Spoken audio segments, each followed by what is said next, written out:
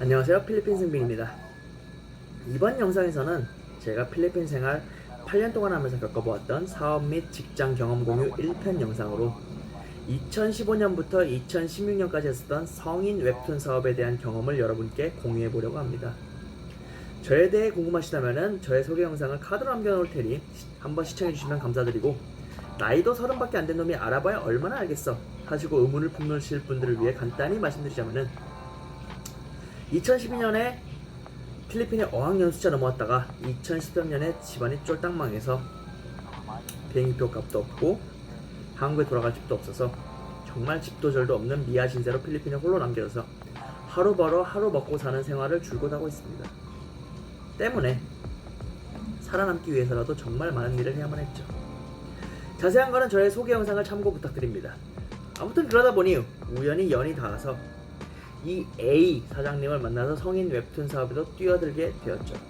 아무래도 일반 소년 만화는 너무 경쟁률이 높으니 경쟁률이 상대적으로 많이 낮고 진입장벽도 낮은 성인 웹툰 쪽으로 들이대보자 하는 것이 저희의 전략이었습니다. 물론 제 자본으로 한 건 아니고 저는 월급 받으면서 매니저 역할을, A 사장님께서는 약 3천만 원의 소자본으로 이쪽 일을 시작하시게 되었습니다.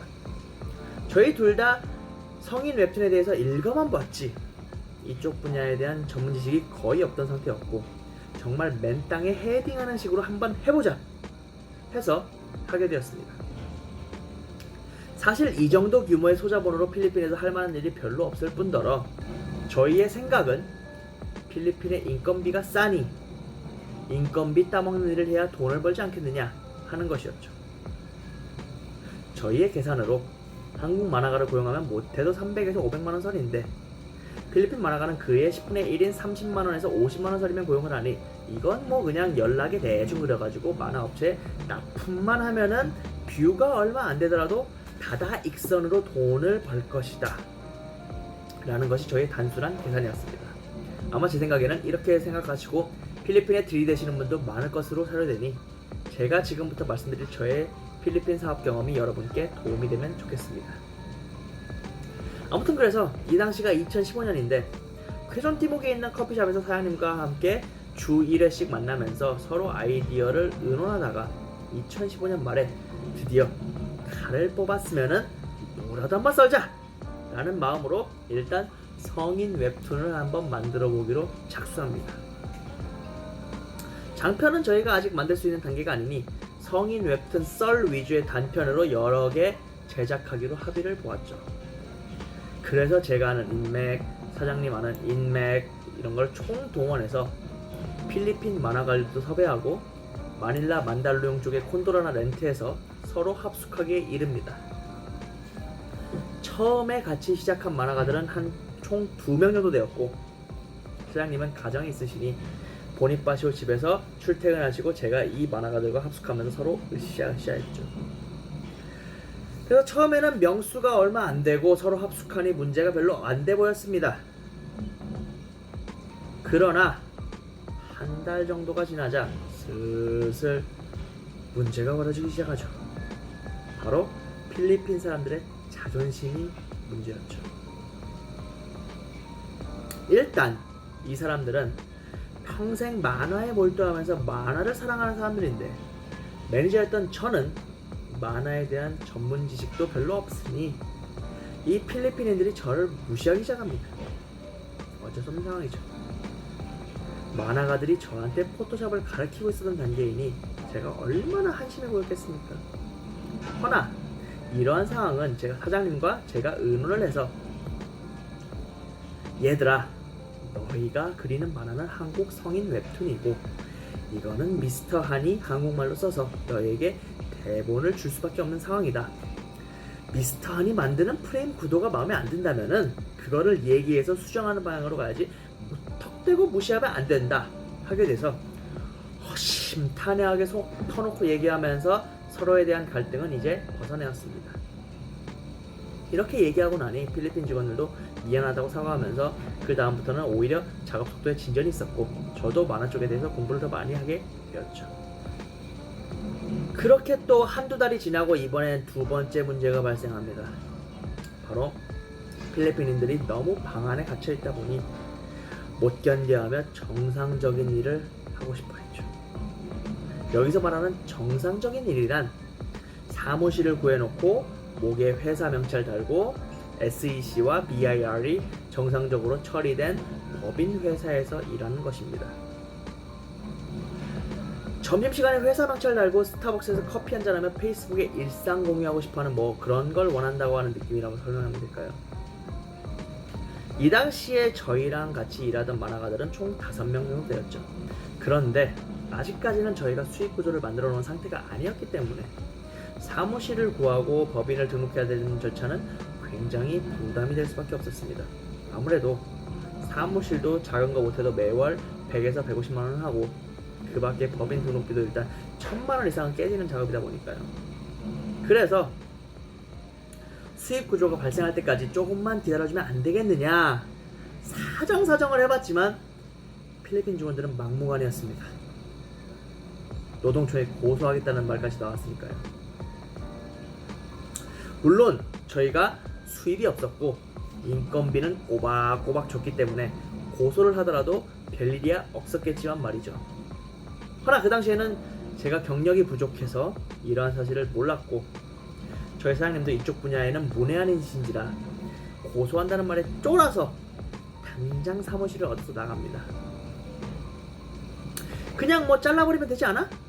이렇게 생각하시는 분들이 있을 수도 있을 것 같은데 저희는 이 당시에 정상적인 법인이 아니었기 때문에 만약 잘라버렸으면 오히려 더욱더 문제가 커졌을 겁니다. 있는 죄 없는 죄 그냥 죄다 덮어씌워서 올가매려고 했겠죠. 필리핀 사람들이 도끼 품으면 굉장히 무서울 뿐더러 이 나라는 자국민보호법이 굉장히 세기 때문에 이런 식으로 걸리면 크게 당합니다. 아무튼 그래서 이 당시가 저희가 사업을 시작한 지 한 3달쯤 되는 시기였는데 벌써 초기 자본 계획이었던 자본금 3천만 원은 탕진했죠. 법인 등록에 사무실에 직원들 인건비까지. 그래도 여기까지 왔는데 포기할 수는 없었습니다. 왜냐하면은 그동안 한국에 저희가 이메일로 연락을 해서 탑툰, 레진 코믹스, 뭐 윙툰 그 밖에 여러 만화 서비스 업체에 저희가 컨택을 했고 그리고 그들과 미팅을 하기로 얘기까지 나온 상황이었으니까요. 그래서 사무실을 그렇게 옮기고 저희 사장님이 한국으로 가서 여러 만화 서비스 업체랑 미팅을 가졌는데 아쉽게도 탑 만화 서비스 업체인 탑툰과 레진 코믹스 등에서는 저희 만화를 탐탁치가 않아 하며 아쉽지만 요새는 썰 만화가 대세인 시대는 끝났습니다. 요새는 장편 아니면 살아남기 힘든 시대입니다. 그래서 저희랑 함께하고 싶으시다면 일단 장편을 한번 만들어서 갖고 오세요. 그러면 저희가 한번 숙고해 보겠습니다. 그 다음에 다시 한번 미팅을 하죠 라는 답변을 줍니다. 초기에 저희가 했던 작전 자체가 완전히 빗나간 거죠. 저희는 다다익선으로 만화 물량 공세를 펼치려고 했는데 요새 한국 성인 웹툰들도 질이 높아져서 물량 공세는 받지 않겠다는 것이 유명 만화 서비스 업체들의 답변이었습니다. 그래서 지푸라기라도 잡는 심정으로 유명 만화 서비스 업체는 아니지만 그래도 만화 서비스 업체인 윙툰이라는 곳에 만화를 납품합니다. 이 시기가 저희가 만화 사업을 시작한 지 한 6개월 정도 된 시기였고 직원은 이미 10명까지 불어난 상황이었죠. 법인 등록까지 다 된 상황이었지만 한 달에 사무실 비용 한 한국돈으로 150만원, 직원 기숙사 비용 한 한국돈으로 100만원 이상, 그 다음에 직원들 급여가 한 700~800만원 해서 한 달에 1000만원 이상씩 깨지던 상황이었습니다. 거기에 법인 등록비로도 이미 별도로 한 또 1000만원 더 깨졌죠. 그래서 처음 시작부터 지금까지 이미 한 5~6천만원 탕진한 상태였습니다. 저희 사장님은 여기서 포기할 수는 없었기에 본인 소유의 차까지 팔아가면서 버텨보려고 하셨죠. 버티기를 진행하면서 저희는 성인 웹툰 장편 만화를 시도해봅니다. 탑 만화 서비스 업체들에서 최소 5회에서 7회 분량의 장편 만화를 갖고 와서 다시 심사를 해보자고 했기 때문이죠. 그래서 그것만이 저희의 실낱 같은 희망이었습니다. 허나 이 당시에는 필리핀 직원들도 이미 지쳐가던 상황이었습니다. 그동안 사업을 진행하며 그들의 편의를 봐주고자 초창기에는 신띡이라는 만화 그리는 태블릿도 여러 대 구매하고, 이거 꽤 비쌉니다. 회사 사무실 바로 옆에 기숙사도 구해주어서 출퇴근을 용이하게 하는 등의 질 좋은 작업 환경도 만들어주었으나 작업 속도는 10명이서 그리는데도 60프레임 정도의 썰 만화를 일주일에 2-3편 정도밖에 못 만들더군요. 제가 대본 짜고 말풍선 및 구도 잡고, 하나는 스케치 및 구도 재정비하고, 하나는 라인 및 단색 컬러 넣고, 다른 하나는 쉐도잉만 해서 총 3개 팀으로 구성해서 만들었는데도 말이죠. 그러나 필리핀 직원들은 저희의 마음도 몰라주고 지속적인 중노동에 불만을 표했고, 저희는 떠나는 그들의 마음을 잡기 위해서라도 파격적인 급여 조건을 제시하면서 수입 없이 돈을 들이붓는 행위를 해야만 했습니다. 한 사람당 기본 2만 페소, 당시 약 50만원 정도 수준부터 많이 받는 직원은 한 사람당 5만 페소, 한국 돈으로 약 125만원 그 당시에까지도 주었죠. 이는 필리핀인 평균 급여 약 1만 3천 페소, 한 30만원도 안 되는 돈이었던 거에 비해 정말 파격적인 조건이었습니다. 일단 무경험자도 라인 따고 단색 컬러 넣는 작업을 시키고자 2만 페소에 구했으니까요. 경험 많은 3명을 필두로 해서 4만 5만 페소씩 주면서 스케치 및 구도 재정비하고 말이죠. 심지어 저희는 그들의 기숙사까지 제공하면서 보다 나은 환경에서 작업을 시키고자 장려하였지만, 필리핀인들은 받으면 받을수록 더 내놔 하는 성향을 띠게 됩니다. 특히나 그 성향은 저희가 탑 만화 업체들에게 퇴짜 맞고 성인 썰 단편 만화 제작을 포기하고 정말 마지막 죽을 힘을 다해서 도전해본 3개 팀을 한 개로 합쳐서 장편을 제작하고자 했을 때 빛을 발하더군요. 당시 엎친 데 덮친 격으로 저희 사장님의 가정 불화가 찾아옴과 더불어서 다른 안 좋은 일까지 겹쳐서 사장님은 보니파시오 세렌드라 집까지 파셔야 하는 상황에 이릅니다.